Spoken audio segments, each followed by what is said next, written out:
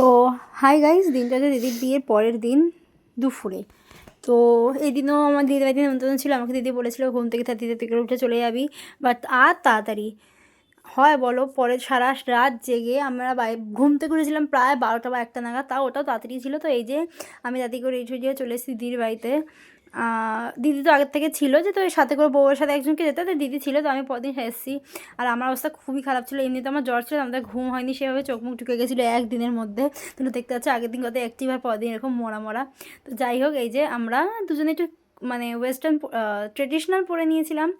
যতই হোক দিদিরই তো বিয়ে, তো মানে কাউকে আমরা নিজের রূপটা দেখাইনি যে আমরা ও জিনিসটা পরি। তো এই যে এখানে দিদিকে সাজানো হচ্ছে আর একবার, যেহেতু দিদি এখন শ্বশুরবাড়ি যাবে, তো এখানে কয়টা রিচুয়ালস হয় না মানে বউয়ের যাওয়ার আগে, তো সেটা হয়ে যাচ্ছিলো। এখানে আমি গাড়িতে বসেছিলাম, আগেই উঠে বসে পড়েছিলাম পেছনে বসবো বলে।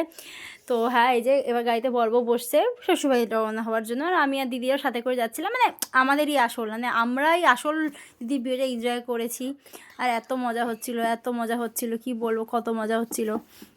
তো এই যে এখন আমরা বেরিয়ে পড়েছি দিদির শ্বশুরবাড়ি যাওয়ার দিকে। দিদি এখানে শাড়ি ঠিক করছে, বর পাশে বসে আছে। আর এরা হচ্ছে একটা মানে জানি না কি নিয়ম, এরা কালী মন্দির, গণেশ মন্দির, সব মন্দিরে গিয়ে নমস্কার করছিল।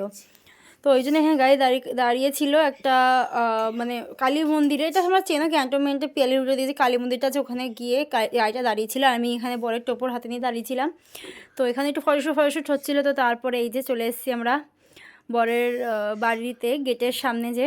তো এখানে ওই রিচুয়ালসগুলো হয় সেটাই হচ্ছিলো। বাট একটা জিনিস ভালো হয়েছে, কে বেশ একটা ছিল, সেই দিদিকে পুরো কোলে করে নিয়ে এসছে। তো তারপরে এখানে দিদিরা গেছিলো রিচুয়ালস করতে। আমরা সব রিচুয়ালস দেখতে পাইনি, জানি না কেন। আমরা একটু বেরিয়েছিলাম, ও হ্যাঁ, আমি সর্দির সাথে একটা কাজে বেরিয়েছিলাম। তো তারপরে এসে দেখি দিদির বাইরে সব রিচুয়ালস হয়ে গেছে, এবার দিদি ঘর ঢুকে গেছে। তো এই যে এখানে এখন সবাই রিচুয়ালসের জন্য বসবে। তো হ্যাঁ, এখানে সবাইকে ডাকা হচ্ছিল।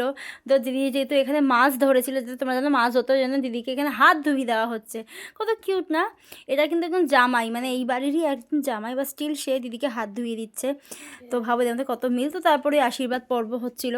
তো সবাই দিদিকে এখানে আশীর্বাদ করছিল, মানে সবাই সোনা গয়না টাকা পয়সা দিয়ে সবাই এখানে দিদিকে আশীর্বাদ করছিল।